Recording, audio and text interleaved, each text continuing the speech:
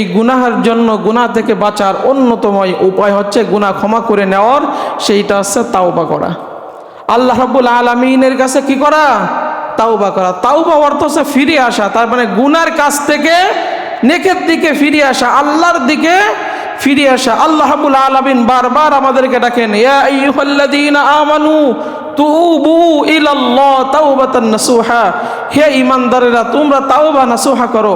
উবাই ইবনে কাব রাদিয়াল্লাহু তাআলা বিশ্বনবী মুহাম্মদুর রাসূলুল্লাহ সাল্লাল্লাহু আলাইহি ওয়াসাল্লাম জিজ্ঞাসা করে, ইয়া রাসূলুল্লাহ সাল্লাল্লাহু আলাইহি ওয়াসাল্লাম, তাওবা নাসুহা কি? তাওবা নাসুহা হলো গুনার জন্য লজ্জিত হবা, গুনার জন্য অনুতপ্ত হবা এবং পুনরায় ওই গুনার কাজ আর জীবনে করবা না, এই ইরাদা করবা। পুনরায় ওই গুনার কাজ আর ফিরে যাবা না, গুনার জন্য অনুতপ্ত হবা, লজ্জিত হবা, অনুনয় বিনয় করে আল্লাহ রাব্বুল আলামিনের কাছে ক্ষমা চাবা। মানুষ যখন ঘুমিয়ে থাকে, শেষ রাতে তাহাজ্জুদের রক্তে ওঠো, নিজের গুনার কথা স্মরণ করে আল্লাহ রাব্বুল আলামিনের কাছে চোখের পানি ছেড়ে দিয়ে বলো, আল্লাহ আমি জীবনে কত গুনাহ করেছি, আল্লাহ আমি তো জাহান্নামের আসামি হয়ে গেছি। আপনার গুনার কথা স্মরণ করে আল্লাহ রাব্বুল আলামিনের কাছে আপনি কান্নাকাটি করেন, আল্লাহ রাব্বুল আলামিনের কাছে তওবা করেন যে আল্লাহ আমি আর জীবন ওই গুনার কাছে ফিরে যাব না। আপনি যখন বলবেন, আল্লাহ রাব্বুল আলামিন বলেন, ইল্লা মান তাবা ওয়া আমানা ওয়া আমিলা আমালান সালিহা ফাউলাইকা ইবাদদিলুল্লাহু সাইয়্যাতিহিম হাসানাত ওয়া কানা আল্লাহু গফুরুর রহিমা।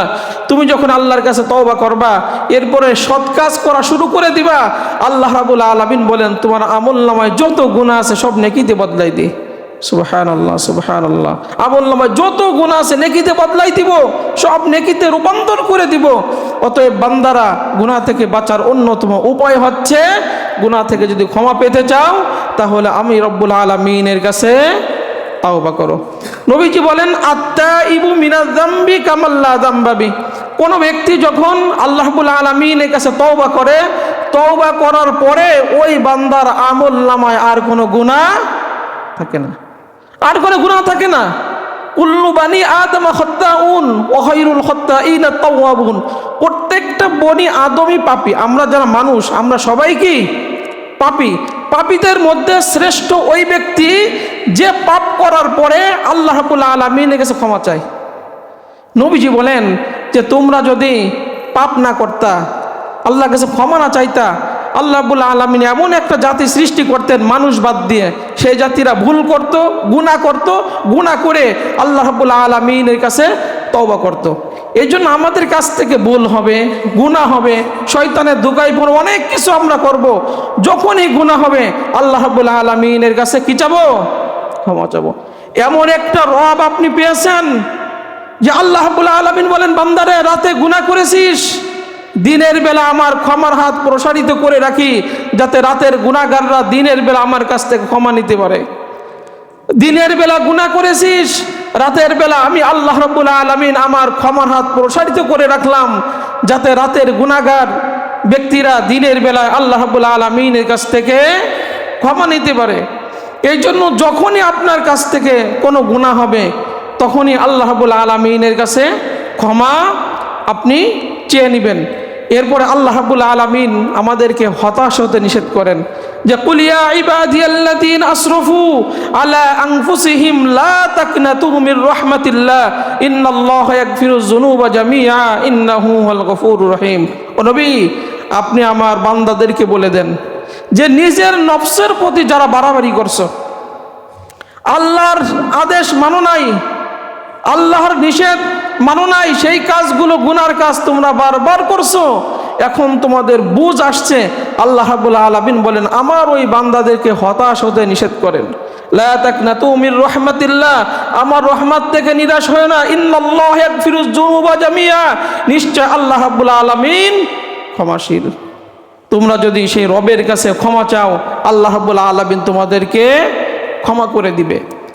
এই আয়াতের একটা তাফসীর আপনাদেরকে শোনাই দুটো হাদিস দিয়ে, যে নবীজির কাছে একজন বুড়া লাঠি ভর করে করে মুহাম্মদুর রাসূলুল্লাহ সাল্লাল্লাহু আলাইহি ওয়াসাল্লামের কাছে আসতেছে, এসে বলতেছেন, ইয়া রাসূলুল্লাহ সাল্লাল্লাহু আলাইহি ওয়াসাল্লাম, যে আমি জীবনে ছোট বড় এমন কোনো গুনাহ নাই যে আমি জীবনে করি না, আমি সমস্ত গুনার মধ্যে শামিল ছিলাম জাহিলি যুগে, এখন আমার অবস্থা কি হবে? এখন আমার বুঝ আসছে, আমি ঈমান আনছি। অথচ আমার বয়স তো এখন একদম মৃত্যু পথযাত্রী। আমার বয়স তো দেখেন কি অবস্থা, ভালো করে হাঁটতে পারি না। অথচ জাহিলি যুগে আমি এমন কোনো গুনাহ নাই জীবনে করি না, সমস্ত গুনাহ করেছি। মুহাম্মদুর রাসূলুল্লাহ সাল্লাল্লাহু আলাইহি সাল্লাম বলেন, তুমি কি কথা সাক্ষ্য দিছো যে আশহাদু আল্লা ইলাহা ইল্লাল্লাহ ওয়া আশহাদু আন্না মুহাম্মাদান আবদুহু ওয়া রাসূলুহু, তুমি কি আল্লাহ এবং আল্লাহর রাসূলের সাক্ষ্য দিয়েছো, আল্লাহর প্রতি ঈমান আনছো, সাক্ষ্য দিয়েছো? ওই বৃদ্ধা বলে, মুহাম্মদুর রাসূলুল্লাহ সাল্লাল্লাহু আলাইহি সাল্লাম বলে, ইয়া রাসূলুল্লাহ, আমি অবশ্যই আমার অন্তর দিয়ে বিশ্বাসের সাথে সাক্ষ্য দিয়েছি আশহাদু আল্লা ইলাহা ইল্লাল্লাহ, আমি আল্লাহ রাব্বুল আলামিনের একত্ববাদের সাক্ষ্য দিয়েছি। আল্লাহর নবী মুহাম্মদুর রাসূলুল্লাহ সাল্লাল্লাহু আলাইহি সাল্লাম বলেন, আল্লাহর একত্ববাদের সাক্ষ্য যখন তুমি দিয়েছো, আল্লাহ রাব্বুল আলামিন তোমার বয়স যদি 80 হয় 80 বছরের গুনাহ মাফ করে দিয়েছে। সুবহানাল্লাহ, সুবহানাল্লাহ। আল্লাহ রাব্বুল আলামিন বলেন, লা তাকনাতু মির রাহমাতিল্লাহ, বান্দারে জীবনে কত পাপ তুমি করছো, এখন বুঝ আসছে, এখন ওই পাপের থেকে ফিরে আসো। জীবনে তুমি বেনামাজি ছিলা, এখন বুঝ আসছে, এখন থেকে নামাজ স্টার্ট দাও, এখন থেকে নামাজ শুরু করে দাও যে আল্লাহ বুঝি নাই, এখন থেকে আমি আর এক ওয়াক্ত নামাজ জীবনে ছেড়ে দিব না, কখনো ছেড়ে দিব না। আল্লাহ রাব্বুল আলামিন বলেন, বান্দারে আমার রহমত থেকে নিরাশ হোস না।